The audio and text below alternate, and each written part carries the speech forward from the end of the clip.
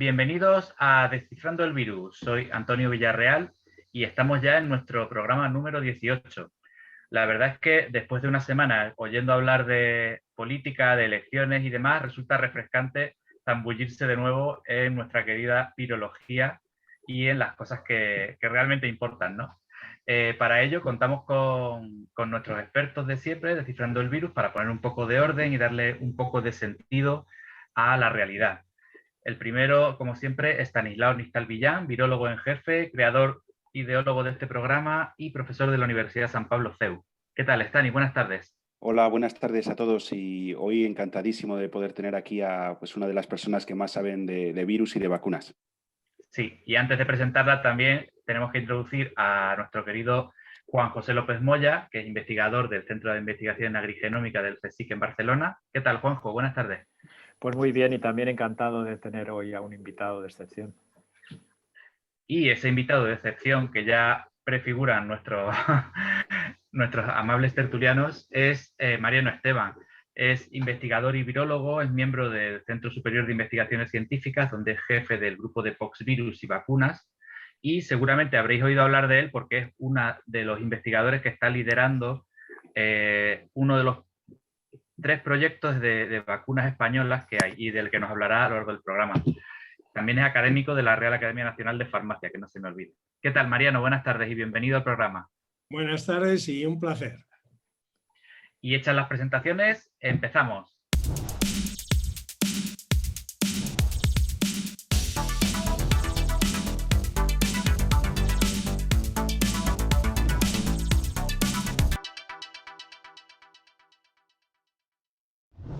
Bueno, pues si queréis podemos empezar comentando un poco la actualidad, ¿no? Porque ya digamos que por un lado tenemos las cifras de vacunación que van cada vez mejor, afortunadamente.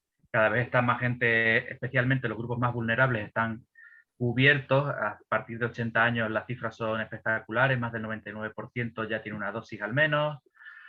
Pero seguimos oyendo hablar, ¿no?, de las variantes. Esta semana se está hablando mucho de lo que está pasando en la India, de si la variante india es más peligrosa o si no puede competir con la británica.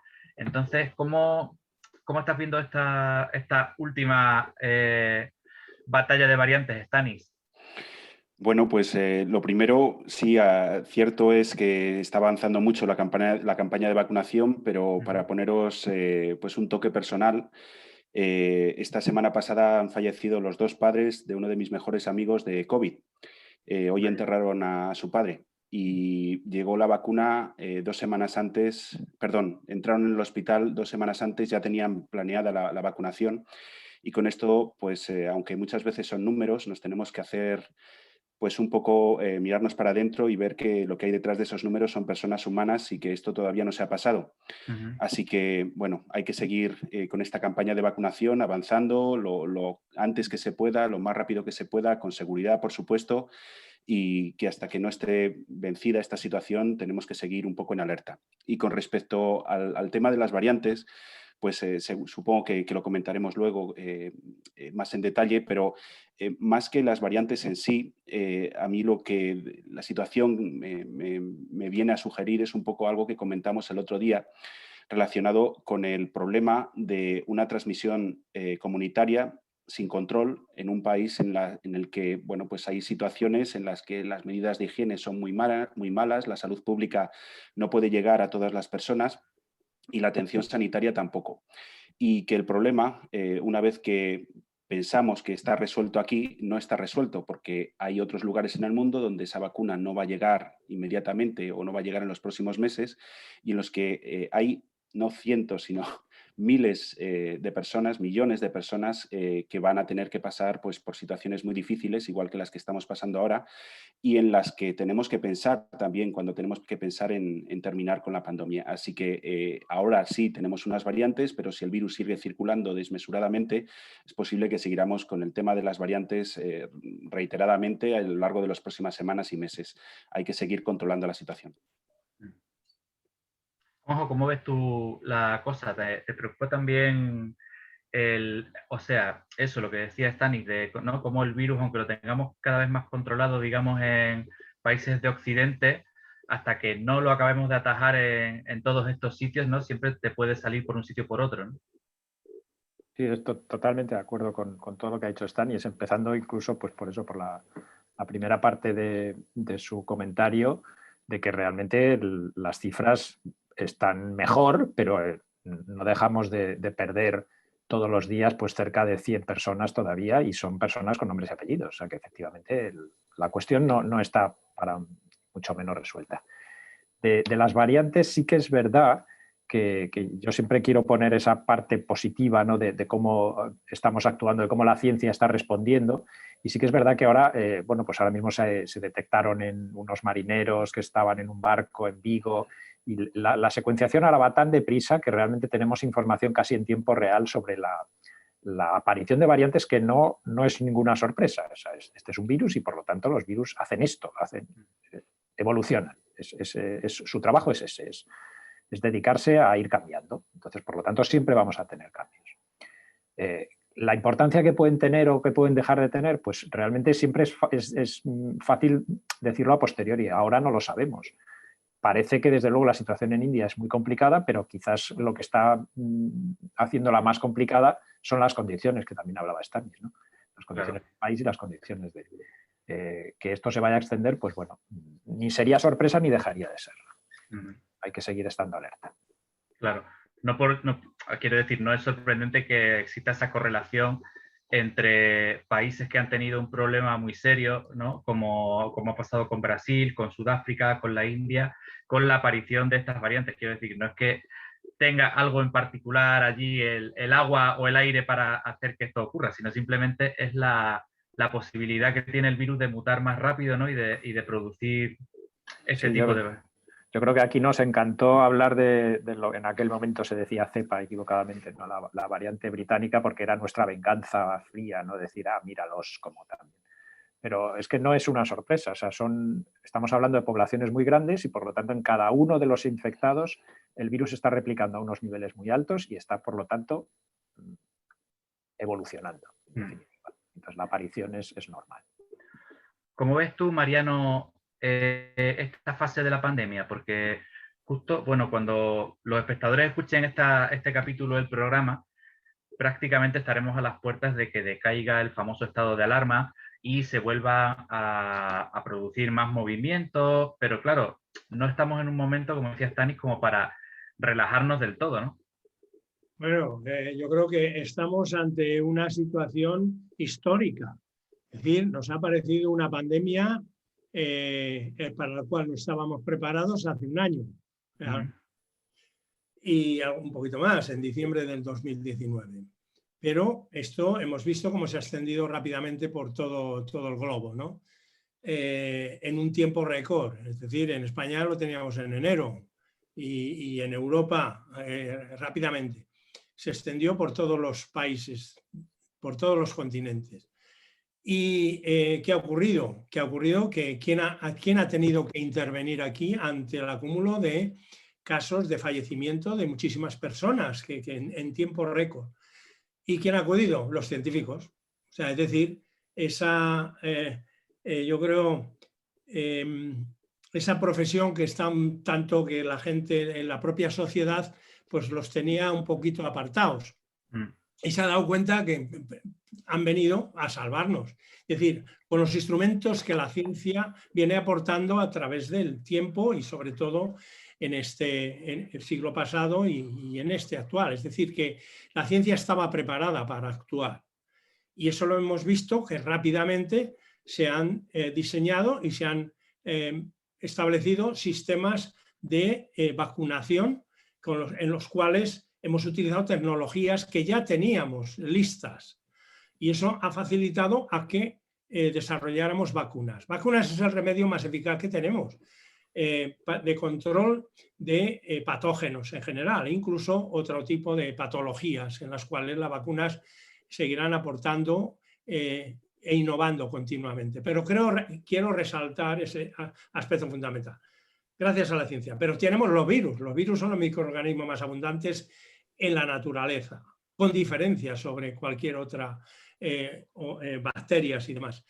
Luego, esto ha posibilitado, por un lado, el virus trata de sobrevivir, eso es un fenómeno que lo conocemos los virólogos, clásico, y el organismo trata de contrarrestar. Si el organismo no tiene ese mecanismo, el virus es capaz de apoderarse del organismo, nos encontramos con la situación en la cual hay una disfunción multiorgánica y la persona fallece.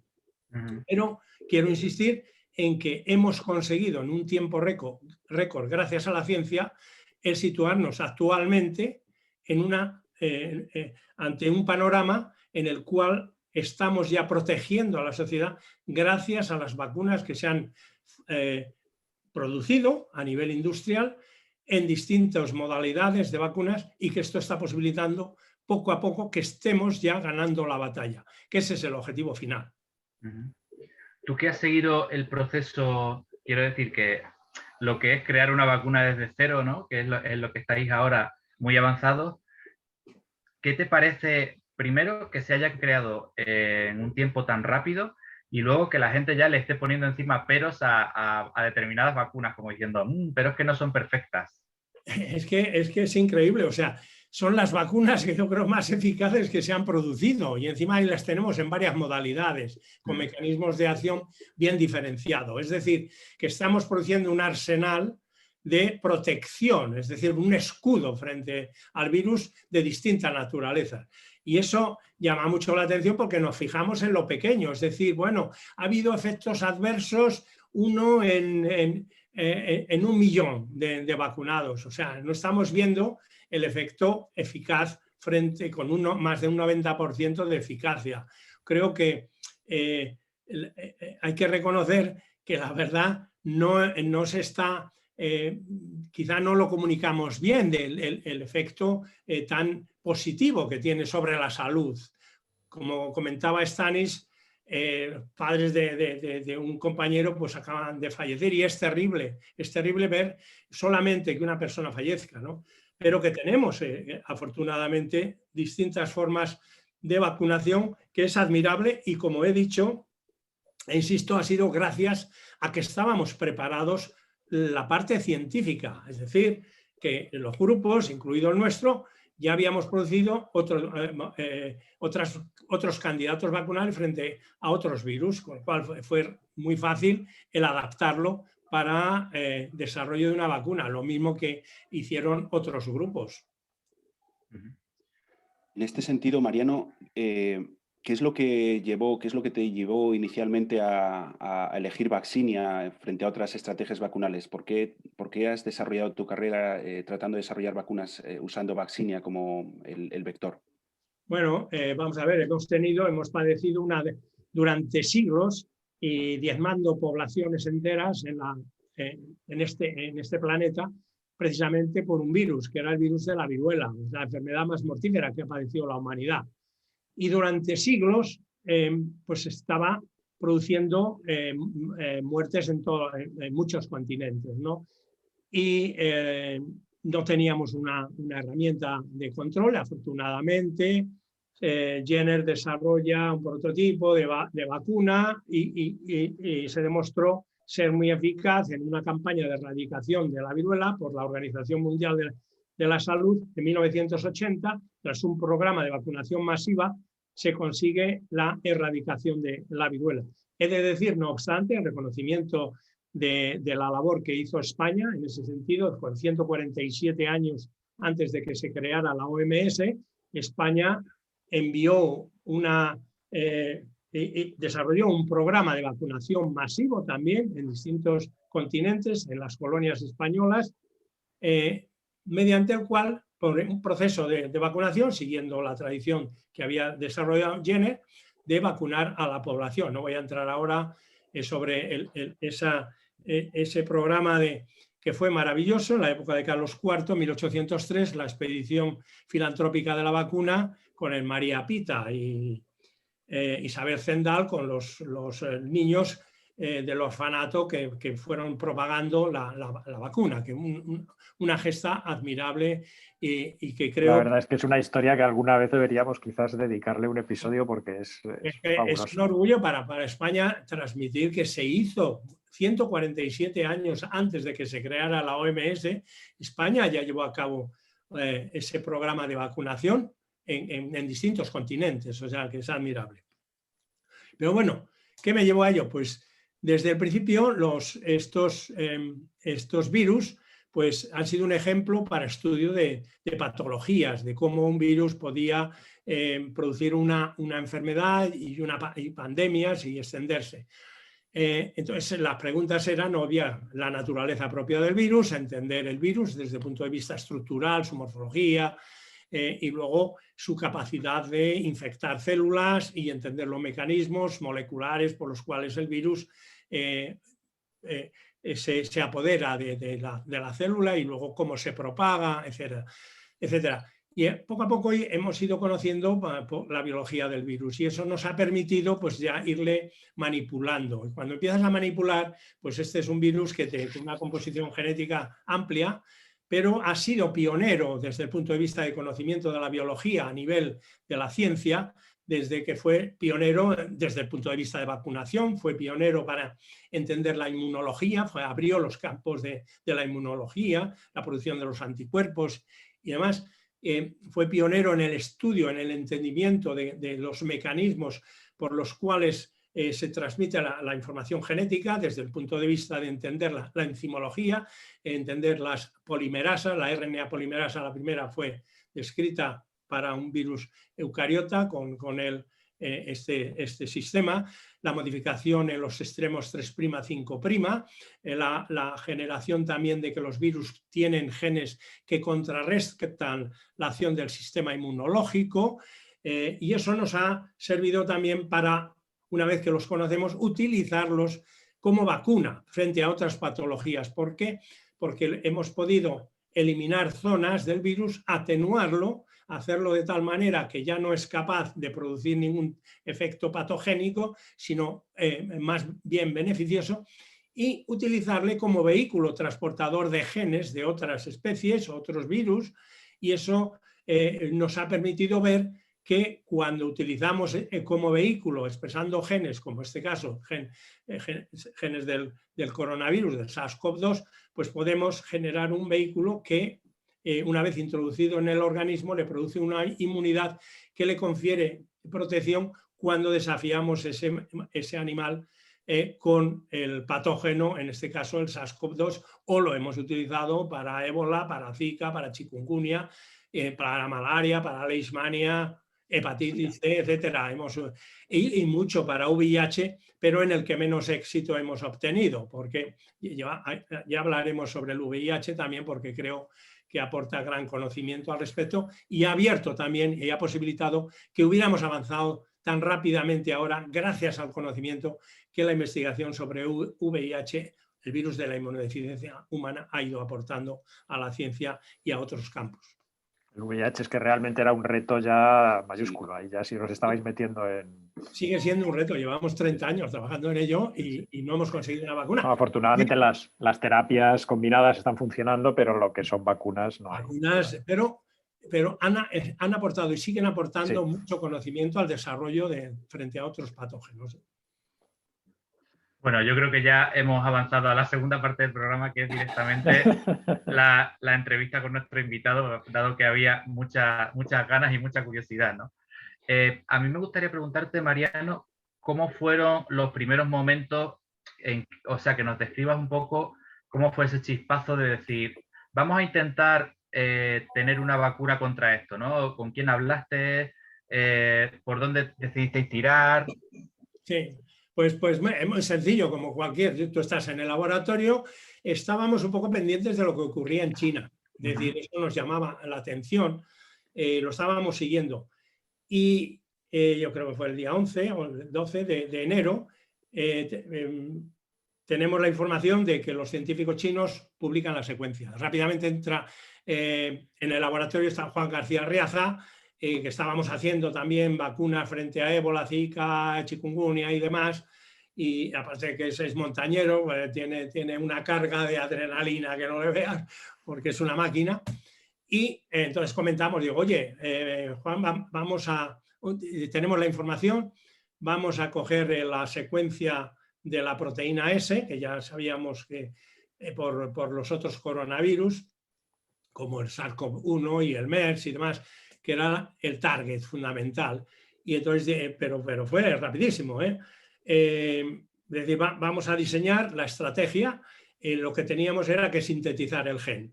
Y al día siguiente ya dijimos, venga, este va a ser la secuencia. Se lo encargamos a una empresa que ya veníamos colaborando de hace mucho tiempo, desde los inicios de la propia empresa, porque la fundó un compañero, y que es Ginar, y entonces mandamos la secuencia, como habíamos intercambiado ya habíamos sintetizado otros genes, pues ya teníamos la confianza y demás. Dijimos, oye, necesitamos esto con rapidez.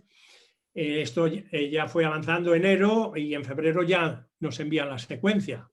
Es decir, eso lo pusimos rápidamente en el contexto de vectores de inserción dentro del genoma del virus vaccinia que utilizamos, que es modificado, que llamamos virus modificado de Ankara, o MVA, y la cuestión fue ya con Juan el empezar a hacer la parte correspondiente al aislamiento. En esa época los laboratorios habían cerrado prácticamente, nosotros en el CNV éramos los únicos, éramos muy pocos, Luis Juanes, que es el experto de coronavirus, con lo cual teníamos el asesoramiento suyo, y eso nos permitió pues empezar a aislar y obtener el recombinante, es decir, el candidato vacunal. Y así fue el inicio. Eso hizo posible que en el mes de abril, aproximadamente a finales de abril, el ministro Pedro Duque nos visitara, y entonces Juan le presenta ahí una placa que dice, ministro, aquí en esto está el virus y tal, y no sé cuánto. Y va el ministro, coge la placa y dice, aquí tengo la vacuna española. Y yo, bueno, pues muchísimas gracias. Y la verdad que eso, y gracias a la labor de Juan García Riaza, pues eso nos permitió rápidamente entrar, al mismo tiempo que estaba el grupo inglés al que conocemos muy bien, el de Oxford, por trabajos también en VIH, inclusive en malaria, y eso pues prácticamente íbamos al tanto. Y si queréis os comento dónde encontramos las dificultades, pero bueno, el comienzo fue así. Yo tenía una pregunta. ¿Os planteasteis hacer alguna modificación, por ejemplo, adaptación de codones, o usasteis directamente la secuencia, la primera que había disponible? No, lo adaptamos para la secuencia. Pensábamos en un principio, dijimos, ¿qué vamos a utilizar? ¿La secuencia propia del virus, optimizado para el virus, o optimizado eucariota? Y decidimos optimizado eucariota para las células, claro, a la hora de la producción, que fuera más optimizado desde ese punto de vista. Efectivo. ¿Le hicisteis también las modificaciones para dejarlo en un estado prefusional a la proteína S? Esto lo hicimos posteriormente. O sea, en un principio hicimos el vector tal cual. Es un poco como AstraZeneca. Exactamente igual. O sea, desde ese punto de vista, como había que actuar y tampoco teníamos, o sea, en un laboratorio, dijimos, bueno... Los recursos son los que son, claro. No, los que son, vamos a actuar. No teníamos ahí toda una estructura... sino que dijimos, bueno, tenemos que ir rápido. Y efectivamente empezamos con el gen completo. Luego ya hemos hecho las modificaciones. ¿Y las comparativas entre el gen modificado y sin modificar las habéis hecho en ratones y cuál ha funcionado? Sí, lo hemos hecho y escribiremos un artículo que está ya próximamente. Está en marcha. Está en marcha. Una de las cosas relacionadas con esto también desde el punto de vista básico es, has introducido el vector, el Modified Vaccinia Ankara, y comentado que es un virus, un vector atenuado, pero a pesar de eso es capaz de crecer en algunas células, sin embargo no crece muy bien en otras. ¿A qué se debe eso, Mariano? Bueno, los virus ya sabes que se van adaptando al hospedador, y entonces este virus que se generó precisamente después de múltiples pases, más de 500 pases en células embrionarias de pollo, se fue adaptando y perdiendo una serie de genes que no era necesario para progresar, y perdió muchos genes, prácticamente de virulencia era la mayor parte de ellos. Entonces se adaptó para crecer en células embrionarias de pollo, pero no en células humanas. Hay muy pocas células en las cuales pueda crecer de forma eficaz. la producción del virus siempre se hace en células de pollo, que es donde que te permite producir niveles normales, ¿no?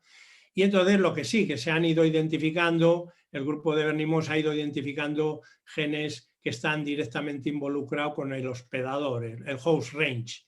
¿A qué se debe? Y hay unos determinados genes que intervienen en ese proceso y que se puede rescatar al virus. Y lo han publicado recientemente.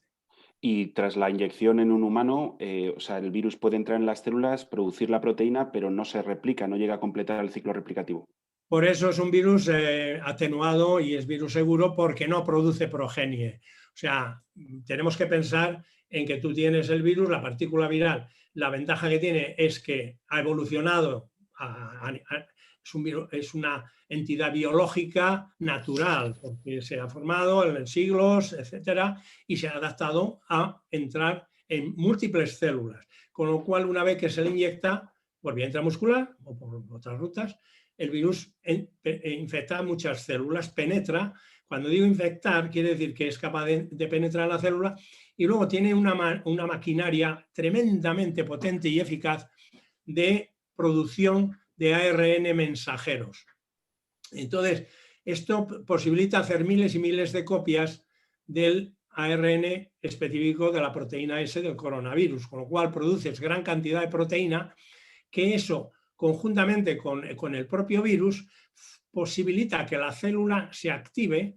Hay mucha señalización, es decir, que se activan múltiples moléculas que son las que facilitan que el sistema inmunológico responda. Y ahí entran en activación por los linfocitos T, tanto las células CD4, las células CD8, los linfocitos B, productores de anticuerpos, y toda esa maquinaria que el virus programa para que el propio sistema inmunológico responda. Y eso hace que el proceso de respuesta inmune de la vacuna sea muy potente y sobre todo que genere memoria y una memoria inmunológica duradera. Por eso es lo que consideramos que este virus te puede facilitar también un tipo de respuesta inmune distinto a lo de otras vacunas, simplemente por su propia naturaleza.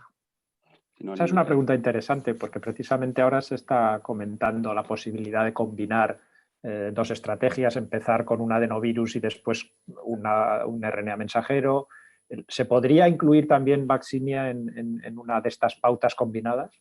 Pues si te digo la verdad, publicamos el primer artículo en el Proceedings National Academy of Science en el año 1993 y fue seguido de una serie de publicaciones adicionales, ¿no? Básicamente lo que demostrábamos ahí era que la combinación de dos vacunas distintas era un sistema mucho más eficaz que cada una por separado. Cada una por separado. ¿Eso cómo lo demostramos? Y utilizando dos virus, uno que era el virus de la gripe, en el cual se le había introducido en la zona de la hemaglutinina pues el dominio el epítopo que confería inmunidad, activación de linfocitos CD8 específicos que eran capaces de controlar la infección por Plasmodium joelli, y seguido de una segunda dosis del vector de vaccinia que expresaba la proteína S completa. Luego trabajos posteriores con Adolfo García Sastre, porque él empezó a introducir modificaciones también en distintos epítopos de la proteína CS. Esto facilitó y demostramos que en modelo murino podíamos conseguir mucho mayor activación de linfocitos TCD8 específicos y protección mucho más completa frente al desafío con esporocitos de malaria. Y que no solamente era la combinación, sino el orden en que cada uno de los vectores se podía administrar. Que no era lo mismo administrar pox, vaccinia, gripe, que gripe, vaccinia. Era mucho más eficaz gripe, vaccinia, que al revés. Y luego era mucho mejor que cuando era gripe o vaccinia. Es decir, que, y en eso se ha continuado, hemos publicado muchos artículos, tanto y en ensayos clínicos también, y modelos de ratón, de macacos y en humanos, en el cual la combinación, respondiendo a tu pregunta, de que la combinación es un elemento también importante de cara a potenciar la respuesta inmune y conseguir una respuesta más eficaz y más duradera. Es decir, que la vacuna que hemos desarrollado de MVA se podría administrar también como booster, es decir, en efecto, segunda dosis. Lógicamente, esto siempre hay que demostrarlo previamente en fases clínicas para luego implementarlo, pero que está hecho y luego confirmado. Hay otros muchos investigadores que utilizan también la combinación que llamamos Prime Boost, que es heterólogo. Una estrategia, digamos, buena de entrada, ¿no? O sea, que había que llevarlo. Exactamente. Por eso yo creo, vamos, estoy convencido de que el ensayo clínico con el Instituto de Salud Carlos III, en el cual utiliza previamente vacunado con AstraZeneca y luego seguido de Pfizer, aunque yo prefiero Pfizer-AstraZeneca, es decir, pero estoy seguro que eso va también a implementar. Si lo comparas con una dosis de AstraZeneca, pues, claro. Eso estamos seguros que será mejor. ¿Cuál serían las bases que explicarían esta mejor respuesta cuando se hace una vacunación heteróloga? Bueno, lo más simple es pensar que cuando tú administras una dosis de una vacuna y otra dosis de la misma vacuna, siempre hay una cierta interferencia en en la segunda vacuna.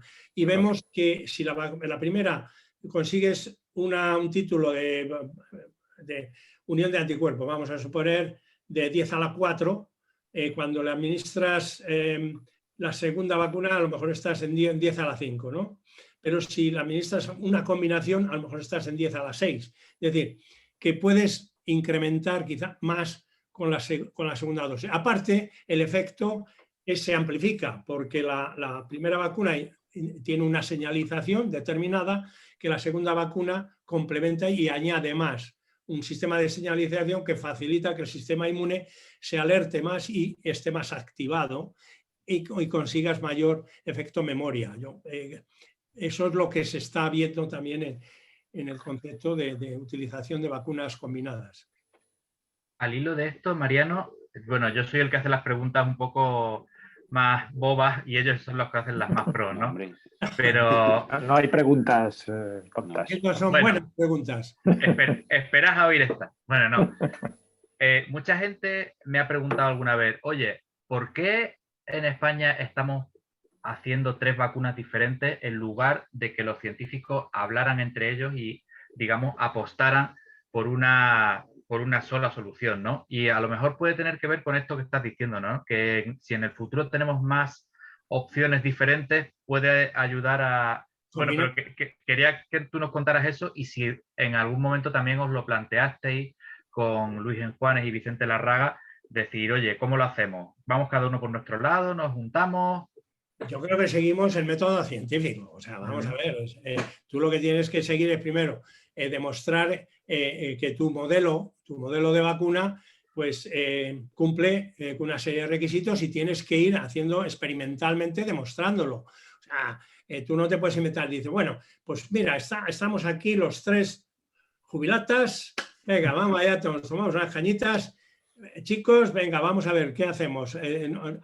¿Apostamos por esta vacuna? Yo creo que es importante, en primer lugar, somos un país serio, tenemos que demostrar seriamente a nivel científico lo que hace cada vacuna, es aportar conocimiento y saber en qué medida esta vacuna, pues hasta dónde puede llegar cada una de ellas. Luego, si tú, primero, a nivel preclínico, que lo hemos hecho en 2 modelos animales que nos exige la Agencia Española de Medicamento y la EMA, tener para fase 1, fase 2, tenga usted 2 modelos. Hemos hecho en ratón humanizado y en hámster. Pero si quieren ustedes ir a fase clínica 3, necesitan otro modelo, que es macaco, que no tenemos en España. Hemos hecho ya las inmunizaciones con macaco y estamos ahora con el desafío que es el día 9 de este mes. Y luego el seguimiento para ver la evolución. Es decir, necesitas infraestructuras y necesitas experimentación para demostrar. Luego, cada uno tiene que ajustar. Y eso aporta conocimiento y aporta también capacidad, que luego cada una puede tener un beneficio. Que al final, después de todo, si llevas a fase clínica una vacuna o consideras que esta vacuna no pasa, el go, no go, pues se va quedando en el camino, tú sigues esas pautas. Y si la vacuna de Luis, pues llevando a cabo todo esto, demuestra que tiene una serie de ventajas, pues es la que, en función de las agencias reguladoras, pasará a la siguiente fase, ¿no? Yo creo que eso forma parte de la ciencia. Además, y la de Vicente Lárraga, pues idem. Es decir, y eso también aporta un conocimiento, no solamente desde el punto de vista de las vacunas, que son distintas a otras, y eso también repercute en la ciencia española. Es decir, en España tenemos muy buenos científicos, tenemos un sistema, fallamos en la parte de inversión en ciencia, es decir, no apostamos por la ciencia como elemento esencial de progreso y de desarrollo tecnológico. Y eso es un defecto que tenemos y que no depende de nosotros los científicos. Nosotros siempre estamos diciendo que hace falta más apoyo a la ciencia. Pero creo que es muy bueno para España el también apostar por sus propios científicos. Es decir, bueno, señores, el que vaya siguiendo adelante, vamos a ver hasta dónde llega. Y si al final llega una sola vacuna, pues yo estaría encantado por decir, bueno, ha llegado una vacuna tremendamente eficaz y España se pone también en el panorama mundial de desarrollo de vacunas, que lo necesitamos. O sea, yo creo, por eso hay que apostar y no decir a priori, antes de hacer la experimentación, adelantar y decir, bueno, vamos a apostar por esta, porque consideramos que es la mejor a priori. No, yo creo que es muy bueno el aportar conocimiento porque es progreso y luego tomar la decisión. Sí, estaríamos encantados. Con que salga una, vamos, encantado. Si sale la de Luis, pues mira, maravilloso. O sea que... Claro, y probablemente que los tres hubierais trabajado en la misma no habría ayudado a acelerarla en lo fundamental, ¿no? No, yo creo que no. Es lo mismo que te dicen, oye, ¿por qué están todos los científicos trabajando unos con una vacuna, otros con otra y tal? ¿Qué estamos viendo a nivel mundial? Pues bueno, pues se han desarrollado nuevas vacunas que no habíamos pensado nunca que pudieran llegar. Yo empecé trabajando en ARN, en mensajero, o sea, y conozco muy bien y ahora estamos trabajando también. Y la verdad que uno queda maravillado. Pues se ha aportado, a lo mejor si se hubiera reunido todo el mundo y hubieran dicho ARN, olvídate, como les pasó a los mismos fundadores de la tecnología, ¿no? Que no les daban grants del NIH porque decían, oye, esto, mira, no me cuentes una cosa que tú metes RNA a un ratón y eso desaparece, pero vamos, así. Sin embargo, pues bueno, pues eso ha servido. A lo mejor hubiéramos empezado por apostado por otro tipo de vacuna. Creo que es muy importante y así es como se hace ciencia. Ciencia se hace unos y otros aportando conocimiento y luego beneficiándose y repitiendo y demostrando que lo que se ha puesto como elemento de relevancia científico pues es confirmado por otros investigadores. Y claro, la gente, la sociedad lo entiende de forma simplista, pero no se puede. Es como dices, bueno, ahora fabriquemos una sola vacuna y olvidémonos de todo lo demás. Pues tampoco haríamos un beneficio a la sociedad en general, ¿no? Porque no sabes si las consecuencias que puede tener esta vacuna más tiempo, la durabilidad, los efectos que puedan surgir. Y entonces tú te tienes que beneficiar de otras vacunas. Yo creo que es muy positivo tener varias vacunas y la opción de poderlas utilizar pues en función de la disponibilidad o que tampoco es lo mismo el que te lleguen una de las vacunas o dos de las vacunas o tres de las vacunas. En los países ricos sí, ¿qué pasa con los pobres? Claro. Sí, eso lo estamos viendo, ¿no? Realmente, de hecho, las diferencias incluso de regulación, pues la vacuna rusa no está clara si la producción es en las condiciones que son necesarias, etcétera. Los rusos no se vacunan con su propia vacuna. O sea, ¿qué pasa? Si tienen un porcentaje de vacunación muy bajo, o sea, es sorprendente, ¿no? En cambio, la están exportando ya al resto del mundo. En ese sentido, yo creo que la pregunta es ahora mismo obligada a preguntar qué tal va el desarrollo clínico de vuestra vacuna, Mariano. Bueno, pues estaba comentando de dónde hemos llegado. O sea, en un principio teníamos ya la vacuna en el mes de junio.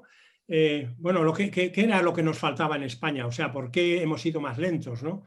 En primer lugar, nos faltaba disponibilidad, es decir, no teníamos desarrollado, en primer lugar, para los ensayos de eficacia en modelos animales. Hubo que desarrollar, tampoco teníamos el modelo de ratón, por ejemplo, humanizado. Tuvimos que esperar hasta finales de julio, en principios de agosto, que nos llegaron los ratones humanizados de Estados Unidos, porque no los había. Solamente se enviaban a los centros más estratégicos americanos o así. Luego tuvimos que montar también en el CISA un box también para los ensayos, y hubo que comprar todos los equipamientos y demás. Nos ayudaron mucho la propia institución, es decir, que no teníamos el sistema montado, ¿no? de infección y de todo lo demás. Y luego no teníamos empresa, no había empresa. ¿Qué pasó? A mí me vinieron en el mes de marzo de una empresa alemana para decirme, oye, estamos interesados en lo que estáis haciendo vosotros porque vais más adelantados que nosotros, todavía ni hemos empezado. Pero era un poco que se quedaban con todo. Y entonces yo hablé con el CSIC, con el ministerio, y me dijeron, oye, mira, a ver, empresas españolas que estén haciendo vacunas de veterinaria y que pudieran estar interesadas. Pues nos pusimos en contacto con alguna de ellas, le preguntamos y finalmente decidimos irnos por Biofabri, que la empresa gallega. La empresa gallega no tenía el sistema, no, y les transferimos todo el know-how y a las células y todo lo que había que hacer, y ellos tenían tecnología también de equipos y habían hecho ya otras vacunas de uso veterinario, estaban con una vacuna humana también para tuberculosis, es decir, y también se motivaron, y eso fue un factor muy importante, que tenemos que motivar también a la empresa y que la empresa apostara, que no era fácil, porque ellos, lógicamente, la empresa ya tiene sus programas. Pero digamos, ellos ya tenían su negocio, digamos, montado con las vacunas veterinarias y era, digamos, apostar por algo nuevo. Exactamente. Y era una necesidad de España de que, teniendo muy buenas empresas en vacunas veterinarias, no hubiera ninguna de vacuna de uso humano. De hecho, Biofabri estaba con los ensayos para una vacuna de tuberculosis, ¿no? Con la Universidad de Zaragoza. Y eso, pues creo que hubo que establecer también el entusiasmo, es decir, que era todos nuevos, con lo cual tú haces una apuesta. Es distinto a Pfizer, que le van, oiga, tenga usted y ¡bumba! O AstraZeneca, que los de Oxford le pasaron el vial y bingo, o sea, lo produjeron y ya pusieron en marcha los ensayos clínicos, el acelerón de autorización para que ese producto fuera a clínica, y en cuestión de un mes lo tenían ya en clínica. Es decir, que pasa antes de que tenerlo ni en ratones ni en ningún modelo animal. Eso vino posterior. Es decir, claro, nos faltó toda esa infraestructura. Entonces, ¿dónde nos encontramos ahora, Stanis? Bueno, tuvimos que hacer toda la parte experimental en ratones, en hámster. Hemos hecho ya todo la parte también de desarrollo por parte de la empresa, la producción ya en condiciones GMP, el análisis, eso que lleva, porque eso hay que enviarlo a otras empresas para que te hagan toda la caracterización de los agentes potencialmente contaminantes, etcétera. Y eso pues ha llevado un tiempo.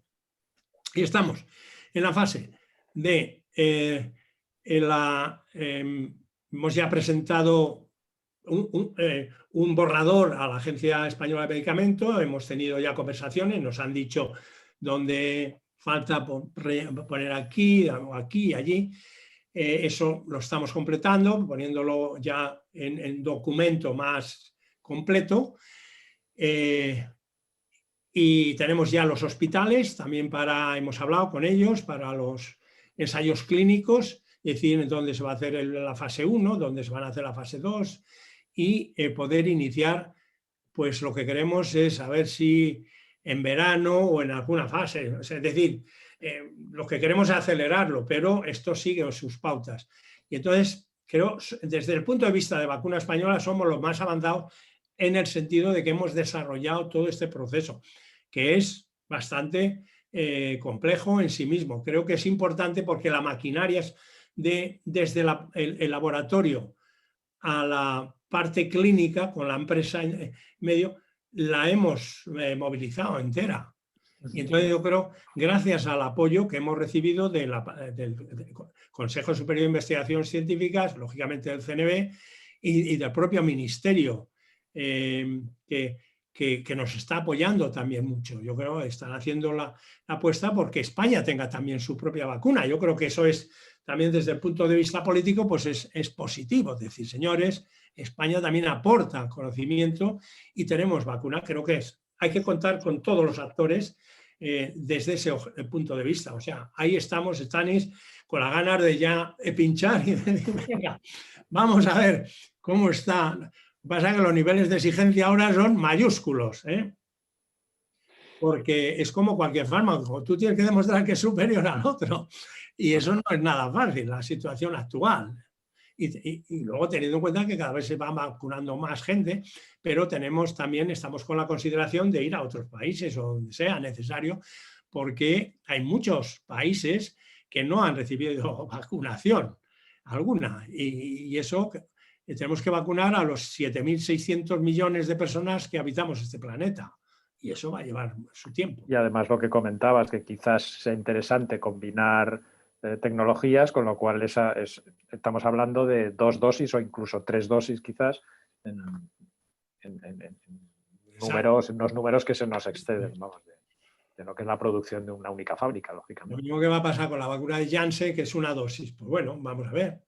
Creo que es interesante también. O sea, nosotros hemos demostrado que con una dosis proteges al 100% también. O sea, pero claro, luego hay que verlo también desde el punto de vista en humano. No es lo mismo un ratón que una persona, pero creo que desde ese punto de vista estamos, creo que también aprendiendo como país, no ya como grupo, sino creo que, porque yo llevo toda la vida dedicado aquí al entendimiento de los virus como tal, pero creo que hay que trasladarlo más. Yo creo que tenemos que salir del laboratorio, no que salgamos nosotros, sino que haya esa conectividad con el propio sector sanitario, el propio sector productivo, el propio sector político, todos los agentes y la sociedad fundamental, porque necesitamos el apoyo de la sociedad. Es decir, si aquí nos ocurre que vienen y hacen unas elecciones aquí, políticos,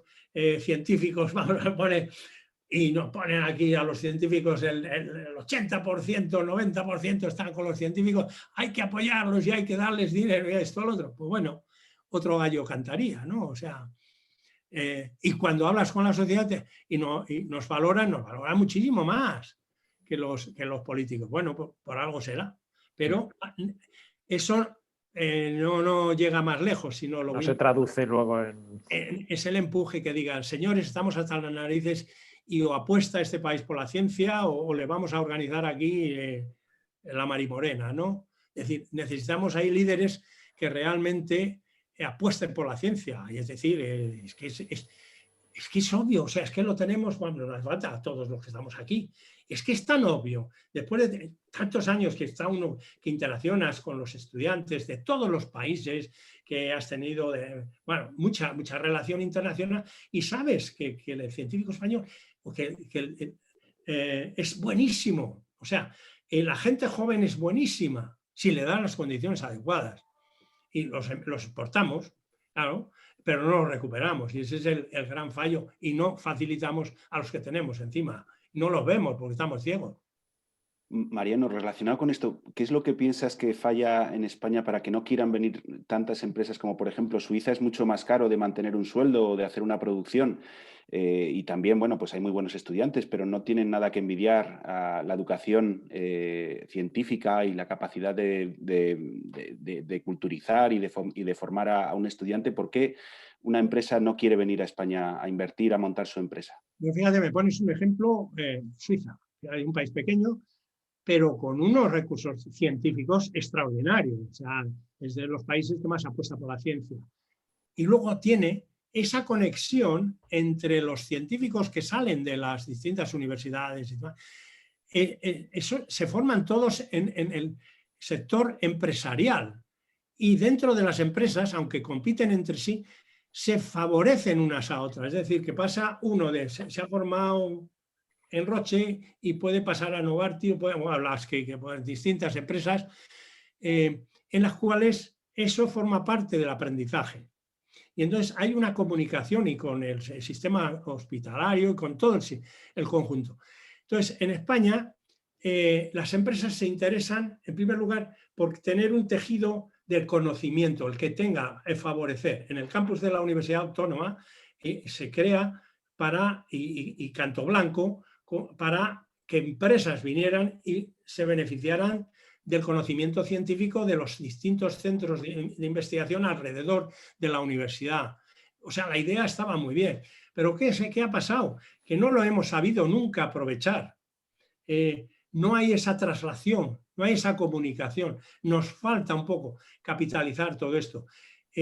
Porque si tú ves en las patentes, se utilizan mucho las patentes españolas para otras empresas. Es decir, y no los utilizamos nosotros a la hora de explotar beneficios. Tenemos los ultracongeladores llenos de productos potencialmente de interés. Y eso pasa a vosotros, nos pasa a todos. Al ultracongelador publicas y ahí se queda. Y si algún investigador te pide, y encima se lo regalas y le dices, toma, estamos no beneficiándonos de ese aspecto. Por eso es importante, como se ha hecho en Estados Unidos y en otros muchos países, de que hemos creado entidades de traslación del conocimiento a la sociedad, pero son muy débiles. No tenemos unos cuerpos a nivel de patentes que sean agresivos, más que vayan a todos los lados y que estén más actualizados. Somos o sea, podemos patentar, pero luego no hay un seguimiento. Nos falta mucho. Hay empresas que sí que lo hacen, pero nos falta atraer más, porque no hay, desde el punto de vista de inversión, un país que invierte solo un 1.24, pues es un país muy débil. O sea, no lo puedes presentar como carta de España, de que puedes presentar fulanito de tal, la universidad de tal o el centro tal cual, pero a nivel de individualidades, no como a nivel de contexto de país. Y sin embargo, si tú, como lo que viene de Alemania, porque ya tienen el marchamo científico, el Reino Unido otro tanto, Estados Unidos, y ahora los chinos, lo estamos viendo, ya en las publicaciones, que yo tuve estudiantes en la década de los 80 y en Nueva York, que empezaron a llegar los estudiantes chinos, venían con una mano delante y otra atrás, y encima los varones con el uniforme de Mao. Todos igual, el gris ese, chaquetilla, pantalón, y venían así firmes. Tan pronto recibían el primer sueldo, venían a hacer las tesis doctorales, se transformaban, vaqueros, camisa y punto. Y hoy China está invirtiendo en ciencia ya casi como nadie. Y eso es la apuesta que tenemos que hacer en España, para ser atractivos. Tú tienes que invertir en ciencia y a partir de ahí tú generarás no solamente el conocimiento, sino el atractivo empresarial. Sí, la verdad es que, bueno, a ver. Oye, Mariano, te quería comentar, porque tú mismo antes has comentado lo de los jubiletas y tal, y es verdad que habéis salido en muchos sitios como que los 3 investigadores que estáis liderando las vacunas tenéis todos más de 70 años, y en verdad, claro, uno piensa, en Estados Unidos también hay, en Harvard y en otras universidades, gente que hasta con 80. Pero claro, con 100 años, ¿eh? Claro, pero en España pasa también que, por ejemplo, Amelia Nieto se jubiló con 69 y su laboratorio fue desmantelado, con lo cual tienes ahí como esa especie de melancolía de decir, y si esta gente se hubiera jubilado cuando les tocaba, ¿qué sería ahora de la vacuna española o de nuestros intentos? Pues es que, o sea, me estás hablando de laboratorios de gripe. Ya. Y anteriormente Juan Martín se jubiló, con lo cual era un equipo en gripe. Uno de los equipos más potentes a nivel mundial en gripe, todos los conocemos. Y eso se construyó con muchos años, porque Juan y yo empezamos al mismo tiempo. Prácticamente somos investigadores más o menos, lo mismo que Luis Enjuanes, pues, y hemos construido de la base y se tarda muchos años. Es decir, eso lo conocemos todos. Entonces, cuando tú has creado ya un laboratorio dinámico, reconocido mundialmente, solamente lo que cuesta es nada, y es mantenerlo y vas introduciendo nueva gente que el laboratorio tenía. Y entonces, si tú de repente no aportas nada, es decir, bueno, que vengan y que vengan otros y que empiecen a pedir proyectos y a ver cómo tiran para adelante. O sea, hayas perdido, pero algo tremendo. Vamos, si se lo preguntamos a Adolfo García Stanis, que tú estuviste con él, te diría qué barbaridad, ¿no? Dice, bueno, que lo conoció muy bien. Y eso es una pérdida que no podemos permitirnos. Es decir, algo que tiene ya toda, aparte de la cantidad de material que se ha tirado. O sea, material que ha costado muchísimo, muchísimo dinero durante muchísimos años. Y eso, pues no se aprovecha. Y entonces, eso provoca, pues cualquiera te diría, pero qué barbaridad, ¿cómo puedes hacer eso? ¿Crees que habremos aprendido? O sea, que después de esto nos habrá servido un poco de llamada de atención, o en cuanto nos olvidaremos otra vez y volveremos a estar? Ojalá, pero gracias a que somos todos que aquí los que estamos en ciencia, somos el retrato de el Quijote, o sea, somos Quijotes todos, y lo llevamos en nuestros genes y no hay manera, porque trabajas a destajo, o sea, ni horas, no te quejas nunca, estás, dale que te pego, y horas, y dedicas toda una vida, y no estás pidiendo que nadie te lo agradezca, en absoluto, porque no somos personas interesadas, nos interesa la ciencia como elemento, porque sabes transformador, porque sabes la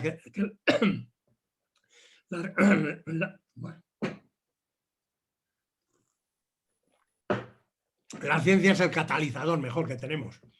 Y es una pena, porque tú sabes que la gente es buena, que el español es muy bueno, la gente joven es muy buena, y que lo estamos formando y no los aprovechamos. Y eso, ahora estamos hablando de la ley de la ciencia, que estamos intentando también introducir elementos o algo, a ver qué pasa con la carrera científica que necesitamos para atraer a la gente. Necesitamos el establecer un sistema que atraiga a la gente joven. Pero hace falta más inversión en ciencia, poner más dinero. O sea, no puede estar con 1.24. Mira Portugal ahora, está invirtiendo más que España. Y nos está adelantando, pero tecnológicamente nos está adelantando en todo. Porque han hecho una apuesta fuerte entre la ciencia y dicen, señores, queremos ser competitivos. Y lo están consiguiendo. Y una transformación de hace unos años estaban ahí prácticamente nada. Pobrecitos los portugueses. Claro, pues ahora nos están dando ejemplo. Y eso es lo que tenemos que hacer. Si está todo inventado, o sea, es simplemente apostar y decir, es como el deporte, y tenemos a un Nadal maravilloso, pero lógicamente Nadal pues llegará con una edad y necesitamos ir poniendo, acaba de jugar hoy con un jovencito de 18 años, pues que es el futuro también, que tiene gran futuro, pues eso es lo que hace falta, tener siempre algo que sea dinámico, que continúe en el tiempo y apostar, porque creo que en España somos competitivos, yo creo que en la mayor parte de las áreas, ¿no? Claro, no podemos abordarlo todo, sí que tenemos que ser también selectivos, pero esos son programas. ¿Qué ha hecho el Biden? Ahora, pues ha asesorado por el MIT y les pregunto, señores, ¿me pueden ustedes decir cuál sería lo más importante que Estados Unidos debe de hacer para ser competitivo a nivel global en los próximos 50 años? ¿Y qué me dices? ¿Qué dice? Pues este tío está loco, diríamos aquí. Pero si aquí mañana no sabemos qué va a pasar, ¿usted qué me dice? Díselo a cualquier político. Hágame una política, vamos a poner bien fácil, próximos 10 años. Estáis locos. Hay muchas elecciones por medio. Claro, pues fíjate la que llevamos.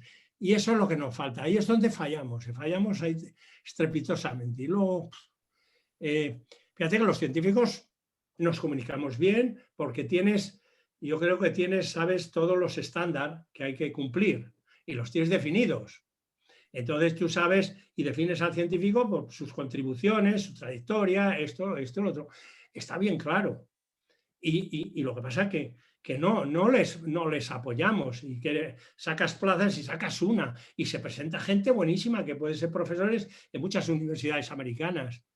Y entonces, claro, sacas uno y los demás, los 30 o los 20 o 30, a la calle. A ver, venga, a ver la siguiente que sale dentro de un año. Y otra plaza. Y vamos, y encima la repartes en varios centros, o sea, lo vas cortando la cabeza, brazos, y mira, para 5 centros, hay ejemplos, que dice, pero ¿cómo sacas una plaza? Bueno, sí, que puede elegir entre varios centros. Yo creo que es mejor establecer líneas de acción estratégicas, los distintos centros, darle libertad a los centros, que son los responsables.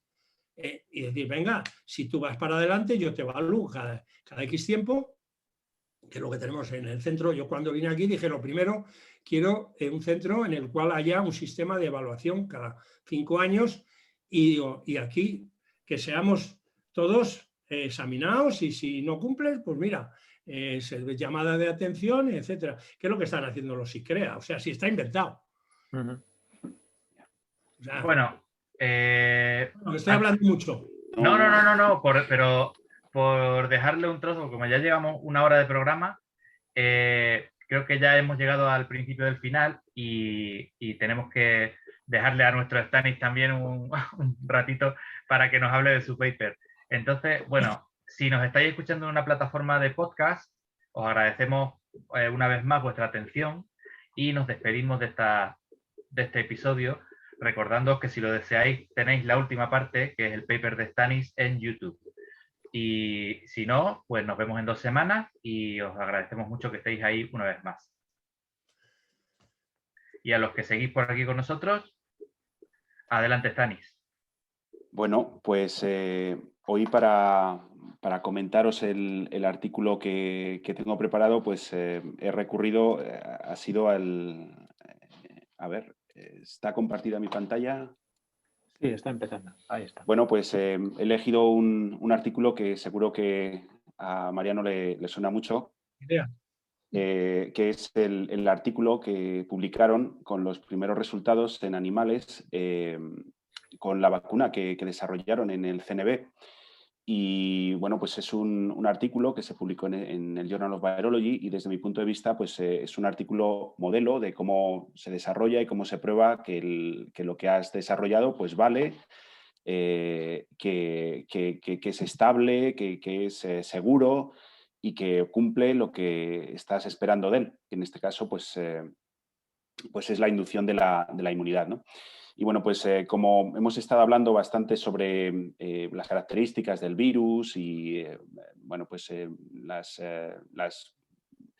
cosas buenas que estimula, el tipo de inmunidad que estimula, me voy a ir directamente pues, bueno, pues en esta primera figura, por ejemplo, aquí se tiene una representación de lo que sería el genoma original de Vaccinia y en la parte de abajo, pues en los trozos negros son las partes que le faltan, los trocitos de genes que le faltan a Vaccinia, o un Vaccinia del que bueno, no hemos hablado anteriormente, pero es uno que se mantiene en uso a lo largo del artículo, que es un MVA, un Modified Vaccinian Cara, que le faltan unos genes adicionales, además de las faltas negras, pues faltan estos 3 genes, el C6L, el K7R y el A46R, ¿no? Y a partir de esta modificación, de este virus o del original, pues es donde se diseña la estrategia que ha comentado antes Mariano para introducir en un elemento de su genoma pues, el gen que codifica la proteína spike del coronavirus, ¿no? Y controlada por un promotor propio, que es el promotor TK. Y bueno, pues a partir de esto es cuando se empieza ya a rescatar, se empieza a probar que el vector expresa la proteína, que esta proteína pues, corresponde con el tamaño que están esperando de ella, que los 2 vectores son capaces de producir la proteína y en cantidades muy altas. Y una cosa que me parece muy interesante, que no se prueba en algunos otros vectores, pero que desde el punto de vista conceptual es importantísimo, que es, bueno, pues inicialmente, después de conseguir el virus que tenía esa introducción del gen de S en su genoma, pues lo rescatan, consiguen que las células de las que nos está hablando Mariano, las de F1, pues sean capaces de producir el virus, toman ese virus a partir de una placa, de una unidad productora de virus, de un lugar concreto en el cultivo celular que está produciendo un virus y que crece en ese lugar y a partir de él clones iguales, bueno, pues van haciéndole pases sucesivos, que sería algo similar a tratar de crecer múltiples veces el virus, o que el virus en el momento de la producción, pues ver si puede perder ese gen o si puede sufrir alguna alteración, y lo que ven es que después de 9 pases pues no tiene ninguna alteración, ¿no? Que se conserva, la proteína es estable, los clones se siguen produciendo la misma cantidad de proteína, y bueno, pues ahí es cuando dicen, aquí tenemos un buen vector, ¿no? En esta segunda figura, pues hacen un experimento en el que, Mariano, si se me escapa algo que crees que es interesante, o Juan o Antonio, pues decídmelo, ¿vale? Porque voy rápido, pero si creéis que algo es importante, paradlo, o si queréis matizar algo, pues hacedlo. Por ahora lo estás haciendo bien, puedes seguir. Vale. Vale, la siguiente figura es simplemente pues, una figura en la que tratan de ver que la expresión de la proteína S, tal como se espera, pues está en la superficie asociada a las membranas, que son los lugares donde tiene que estar expresada para que sea presentada al sistema inmune y sea reconocida por los anticuerpos, que son al final los que la van a neutralizar, ¿no? En una tercera figura, y aquí ya entra un poco más la inmunología dura, ¿no? o interesante, bien como se quiera ver, pero es una cosa que también me parece muy curiosa y que no se hace en algunos de los otros artículos que han sido publicados para el desarrollo de los vectores, de vectores de algunas de las vacunas que tenemos, y es la caracterización de qué tipo de respuesta produce el MVA, el Modified Vaccinia Ankara, que expresa la proteína S, y en distintas condiciones, ¿no? Antes habéis estado hablando de una inducción de la inmunidad frente a la proteína S, pues combinando vacunas. En este caso, el grupo de Mariano, Juan, pues han estado induciendo una primera inmunización usando un DNA, un ADN que expresa la proteína S, y después de eso, esperando un tiempo y pinchándole al animal con la vacuna que acaban de producir, ¿no? Y haciendo distintas combinaciones. No se trata solamente de DNA y luego Modified Vaccinia Ankara, sino, por ejemplo, pues la segunda versión que tienen, o 2 veces el Modified Vaccinia Ankara, o 2 veces la segunda versión, o comparándolo con el control que no expresa la proteína S. Y en este sentido, pues ven qué tipo de respuesta, en este caso celular, se produce. Lo que están haciendo aquí es un ensayo en el que toman las células del bazo, del animal, los esplenocitos, y les exponen a una mezcla de péptidos propios de la proteína S, de trocitos de proteína S, y al estar expuestos a esta, pues hay unas células que empiezan a proliferar y a producir un gen, que es el interferón gamma, que está asociado con esa activación. En otras palabras, en el bazo, estos animales tienen células que son reactivas a trocitos de proteínas del virus. Y estas células, que son, estas no sé si eran células T o células B, o células CD8 o CD4, no me acuerdo, pero bueno, lo que se ve es que es una respuesta muy robusta, que esas células T están reaccionando de una manera muy fuerte, y que cuando se le pone a esas células pues péptidos de una zona, de la zona más inmunogénica, de la zona globular de la proteína S, pues esta respuesta es espectacular. Y es un poquito más tenue con la parte de lo que sería el tallo de la proteína S, de la proteína Spike, exceptuando pues esta combinación que también da muy buena respuesta de linfocitos. Aquí estaba la parte la parte de arriba me parece que era totales, y esta de aquí abajo eran los CD4 y los CD8. Recordar que los CD4, los linfocitos TCD4, son los linfocitos que se denominan helper, son los o ayudadores o facilitadores, y que son los linfocitos que estimulan a la proliferación de los linfocitos B, por un lado, y de los linfocitos T, CD8 por otro, para que proliferen, y en caso de que sean reactivos, que estén activados, cuando hayan visto a un antígeno frente al cual que tienen que reaccionar, pues estos T les estimulan para que proliferen y para que pues, sea más robusta esa respuesta que tienen que realizar. Y lo que se ve en esta imagen, pues nuevamente, que tanto los CD4 como los CD8 tienen una capacidad proliferativa muy, muy grande, Y bueno, pues de entre ellos hay pues unas ligeras diferencias en las cuales, por ejemplo, se ve lo que estabais comentando también, lo que estábamos comentando anteriormente, que un pinchazo con 2 agentes distintos, una estimulación inmunológica con 2 agentes distintos, en este caso DNA y el Modified Vaccinia Cara, pues estimula un poquito mejor que cuando se pincha 2 veces el Modified Vaccinia Cara, ¿no? Esto sería como el homólogo a que 2 vacunas distintas, en este caso pues una mediada por un plásmido de DNA y otra por el virus, pues van a estimular mucho mejor, van a estimular mejor que el mismo vector pinchado 2 veces al animal. Fijaros en la última columna, que sería el control. Ahí sí que no hay nada. Entonces, la especificidad ya la tenéis, ¿no? Aunque haya diferencias en la respuesta, frente al control es espectacular. Sí, sí. Otro tipo de respuesta específica que están probando, pues tiene también que ver, pues eso, si la respuesta, este tipo de respuesta que estamos viendo, pues es más específica frente a la región S1 o S2, y nuevamente lo mismo que hemos visto antes, ¿no? También la zona S1 es la que más está estimulando mediante estas estrategias de vacunación, y nuevamente, ¿no? Estas 2 combinaciones de DNA más vaccinia son las que mejor están funcionando, junto con este otro virus que tenía las deleciones adicionales, el Delta S, ¿no? El que llaman Delta S, el MVA Delta.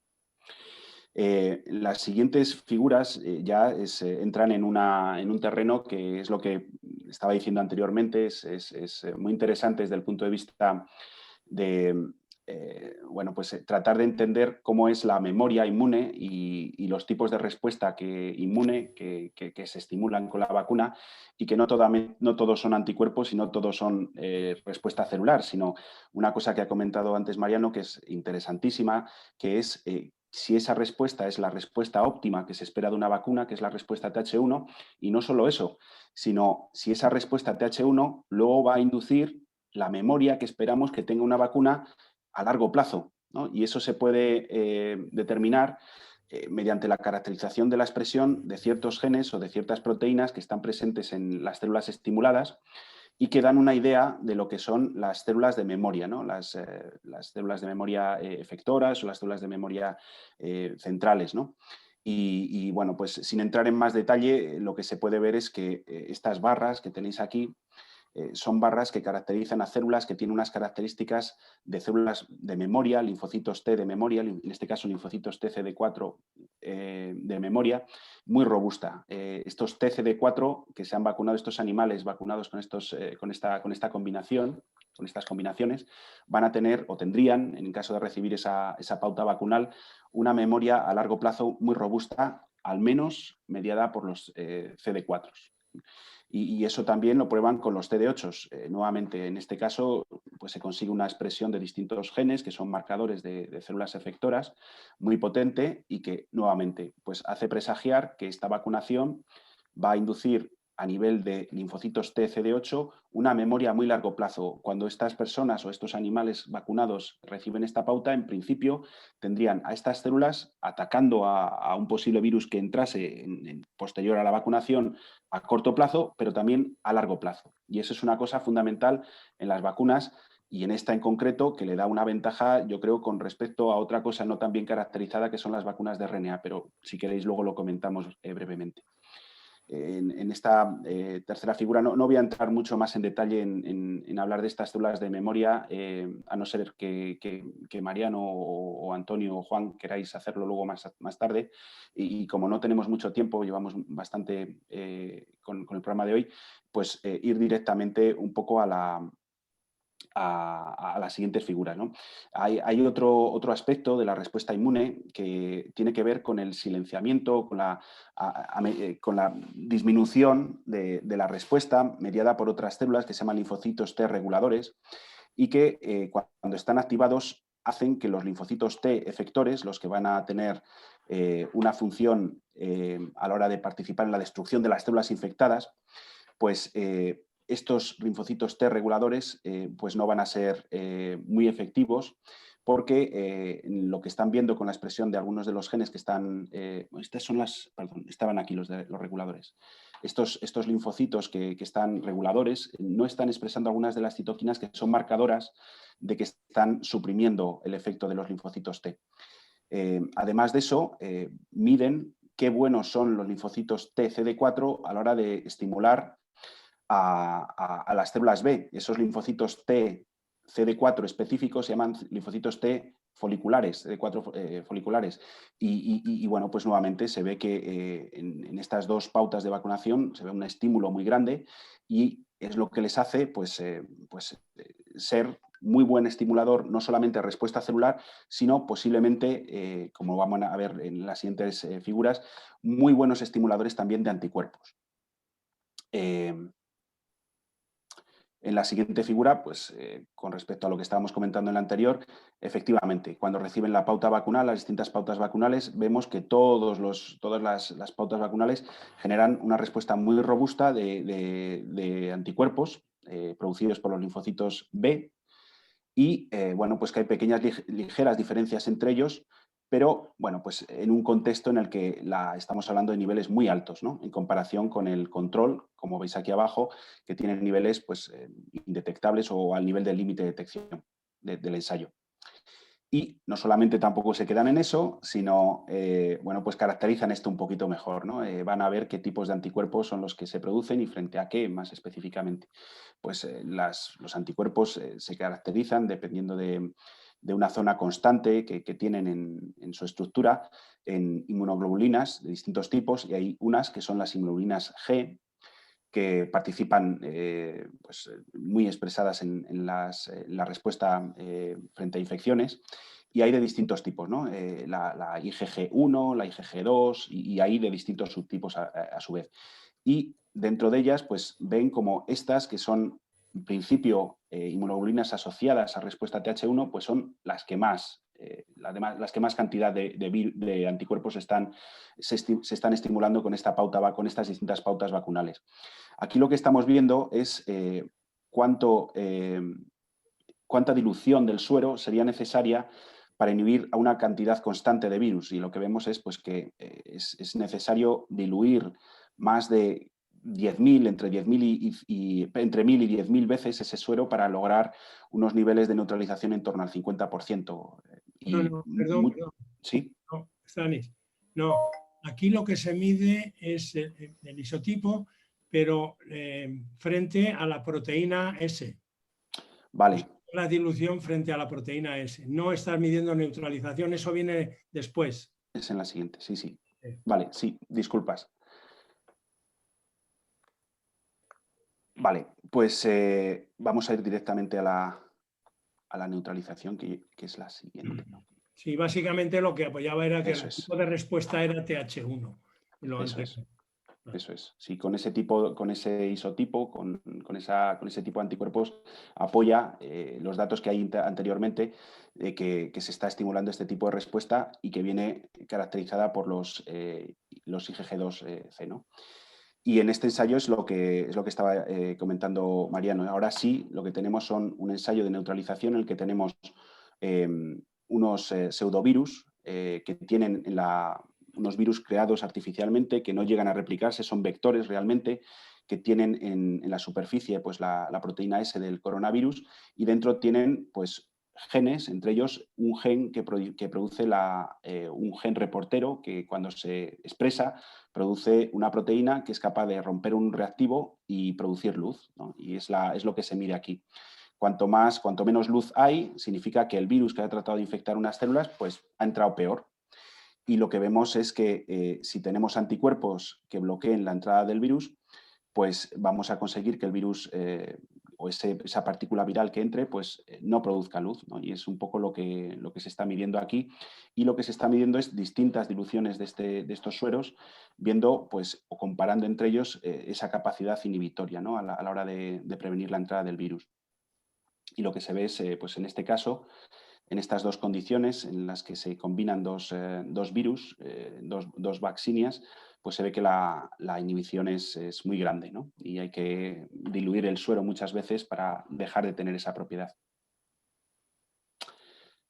Vale. Lo último, lo penúltimo, Sí. Perdón, Stan. Vuelve un poquito atrás. Sí.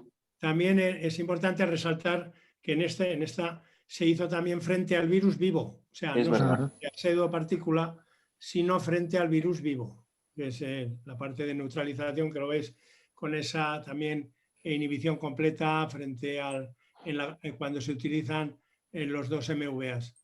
Claro, el otro te permitía medirlo, pero aquí lo puedes ver directamente contra el virus. Sí. Eso es. La última figura es la que nos estaba comentando en el programa, en la cual, bueno, pues esto se ha probado en ratones, que en principio cuando se les inyecta el vaccina lo que estamos haciendo es inducir la respuesta inmune o en células en las cuales, pues, cuando estamos usando sueros, pues tratamos de ver si el virus entra o no entra, pues dependiendo de que haya anticuerpos que prevengan esa entrada. Si tienes anticuerpos y no entra, pues en principio eso está funcionando. Pero el gran reto es luego demostrar que esto funciona en un modelo animal.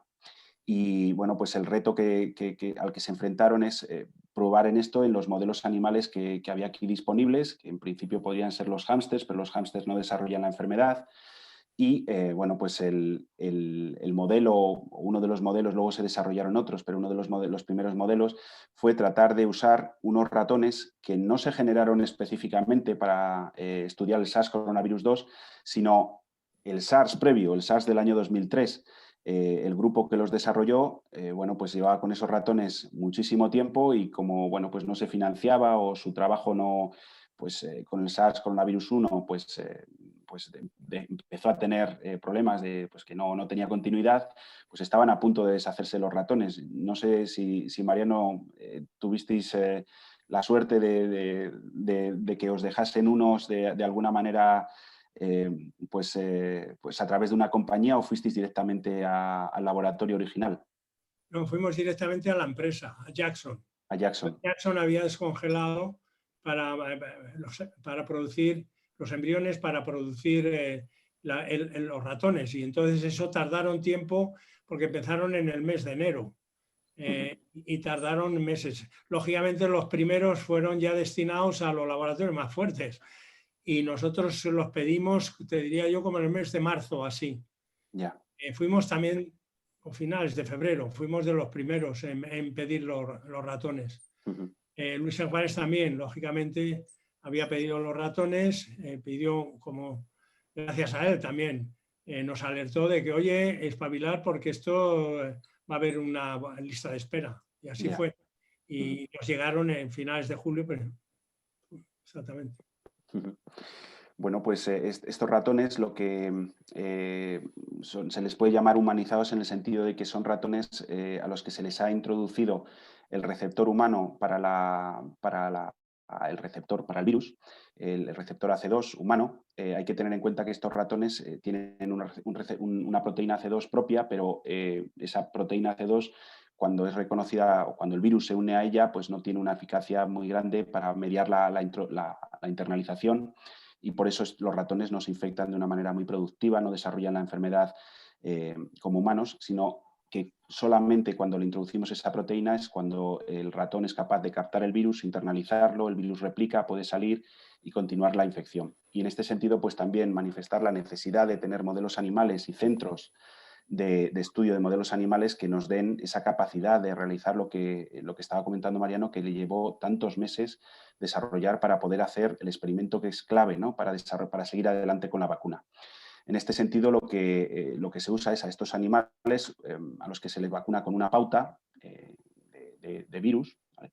Y a los que después de estos 28 días preceptivos entre dosis se les inocula o se les hace un challenge con el virus, con el SARS coronavirus 2, y se ve pues, a lo largo de los días si van perdiendo peso y si van sobreviviendo, ¿no? Y aquí como criterio de muerte no se espera que los animales mueran, sino que una vez pierden el 25% de su peso se sacrifican, ¿no? Y lo que pues, se puede ver en esta gráfica es que la pauta de vacunación que usa los dos vaccinia que expresan la proteína S, este grupo 1, serían los animales que no tienen prácticamente ninguna secuela, ninguna pérdida de peso. O sea, están totalmente protegidos frente a esta cantidad de virus que hay que reconocer que es bastante alta, ¿no? Para lo que son las inoculaciones de virus en animales. Y no solamente eso, sino que hacen otro experimento en el que comparan cuál sería el efecto de solamente una inoculación, ¿vale? Una inoculación que sería en este segundo punto.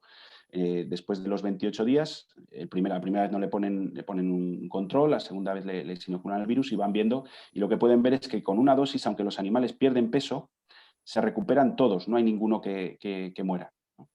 Y bueno, pues es lo que nos da una idea de que una sola inoculación también podría prevenir de la muerte, pero pues a lo mejor es necesario reforzar la vacuna para prevenir el desarrollo de la enfermedad. Además de esto, pues se hace un experimento final que me parece también un reto pues, difícil. Yo pues no apostaría todo a que esto saliese si alguien me lo plantea. Y es, bueno, pues qué pasa con el RNA del coronavirus después de haberle infectado, después de haberle vacunado e infectado. Pues si tú inoculas el coronavirus, ver mediante, no ya si existe el virus, sino mediante PCR, si existe restos del coronavirus 2 días o 4 días después de infectar. Y lo que se puede ver es que después de la pauta con el vaccinia que expresa la proteína S, ven que no queda nada de RNA con las condiciones que están haciendo, ¿no? Entonces, bueno, pues esta es una vacuna que no solamente previene y la enfermedad y el que el animal pues, no tenga ningún efecto cuando le infectan, sino previene que haya ningún resto del virus después de haberse vacunado. Y aquí una de las preguntas que tenía es, el vaccinia que usáis aquí no es el Delta, ¿no? Es el primero.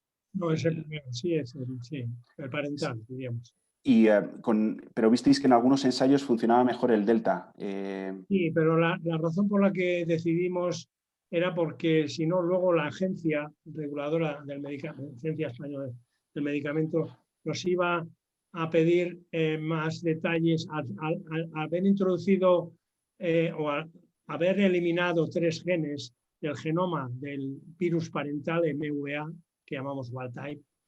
Entonces, siempre que introduces cualquier modificación en un organismo, te van a pedir todos los ensayos, repetir prácticamente todo. Lo que habíamos utilizado ese parental ya en vacuna de VIH y habíamos hecho los experimentos, 5 ensayos clínicos previamente con el vector, y entonces consideramos que era mejor no meneallo. Es decir, si utilizas el modificado genéticamente te van a Tienes que empezar otra vez. Otra vez empezar. Y dijimos, bueno, aunque este tenía sus ventajas, pero decidimos seguir por el parental.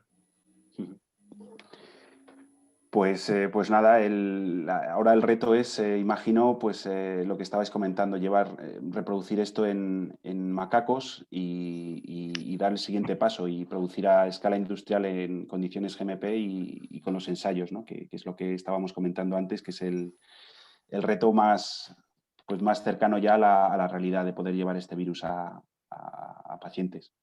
¿Dónde se está haciendo con macacos? ¿En Holanda? En Holanda, correcto, sí. Ya con un grupo que ya habíamos hecho y publicado también para el VIH. Entonces, estuvimos, bueno, aquí quiero resaltar varias cosas. Nosotros ya empezamos también desde el principio, pues sabíamos que era una exigencia de la agencia, pues nos pusimos en contacto con distintos centros de primates no humanos en Estados Unidos y Europa. Y claro, nos daban lista de espera, aparte con unos costes enormes. Y me decían, bueno, pues finales del 2021 o vamos, eso en el 2020, o sea, te daban un año o algo así, porque claro, estaban todos cogidos ya. Y gracias también a la relación que ya habíamos mantenido con los holandeses, pues nos dijeron, bueno, vamos a ver si tal, falló un grupo y nos metieron ahí. Entonces tuvimos esa suerte, pero si no, era el problema que aquí en España no podíamos hacer nada. ¿Cuántos macacos? O sea, ¿cuánto es el en este caso estamos utilizando 2 grupos, lo mínimo, 6 con el grupo control y 6 con el grupo de combinado No combinado, sino 2 dosis. 2 dosis. Pero es lo mínimo que podíamos. Y también tener una N que te diera un dato también significativo. Pero aún así, el coste es alto, ¿eh? Sí, me imagino. ¿Es muy complicado producir a escala industrial el MVA o comparado con otros virus? No, nosotros producimos como cualquier otro. O sea, ¿En huevos lo hacéis o en células? Ahora, lo producimos, depende para qué. O sea, si es para experimentos, tradicionalmente hemos venido haciéndolo en células embrionarias de pollo. Durante años hemos estado recibiendo de Holanda huevos que llegaban a Salamanca, se incubaban y una furgoneta iba por ellos y nos lo enviaba al centro durante muchos años, gracias al apoyo que nos han dado. Ahora lo estamos haciendo con células, que facilita células de... Ya tenéis línea celular y lo mantenéis. Línea celular ya. Muy bien, pues la verdad es que ha sido muy interesante, ¿no? Oye, me ha encantado, he aprendido un montón, porque lo has hecho tan fácil y tan asequible como se nota que eres un señor profesor ahí muy didáctico, ¿eh? Me ha gustado, he estado yo aquí como un alumno. Sí. Me ha gustado mucho.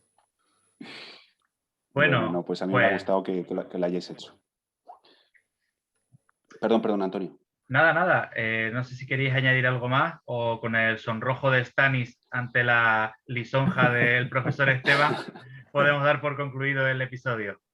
Sí, simplemente agradecerle a Mariano el tiempo que nos ha dedicado. Por supuesto. Sí, no, la verdad es que nos quedaríamos un buen rato más, sí, pero no te queremos tampoco quitar más tiempo si estás con tus menesteres. Ya sabéis que es un placer y la verdad aquí estamos siempre para ayudar. O sea, es eso, es lo que nos gusta y lo que nos han enseñado también otros y lo que hacemos es tratar de divulgar y transmitir a otros pues esa emoción por descubrir, como decía Ochoa siempre.